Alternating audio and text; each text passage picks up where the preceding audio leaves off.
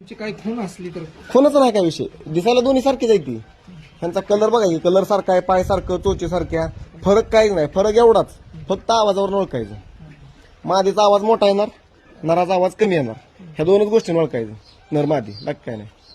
आणि अंड्यावर तर काय येईल, 1 महिना 2 महिन्यात अंड्यावर येतील, किंवा काय काय काय जणांकडे नेल्यानंतर 8 दिवसात पण आहेत अंड्यावरती.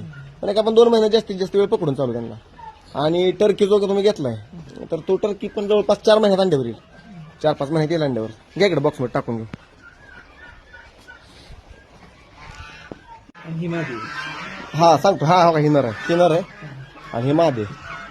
हा त्यांचं पण अजून काय लवकर कळणार नाही, पण अजून 1-2-3 महिन्यानं नर आहे का नाही पिसार फुल व्हायला चालू करतो, नाचायला चालू करतो. मादी काय तसं काय लक्षणं नसतात मादी तशी काय.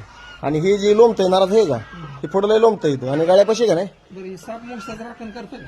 अहो, राखण म्हणजे मुंगसाचं तर मुंगूस काय खात नाही बरं का हे, पण इचू काटा कीटक पिटक काय बी खातंय. परत सापाची पिल्लं म्हणा, साप आल्यावर मोठ्या मोठ्यानं असं ओरडतंय, चांगलं त्यांच्यापाशी जातंय. हा आता मोठा साप काय मारलेला नाही बघितला आपण, पण लहान पिल्लं तरी मारून खाते बघा चांगली.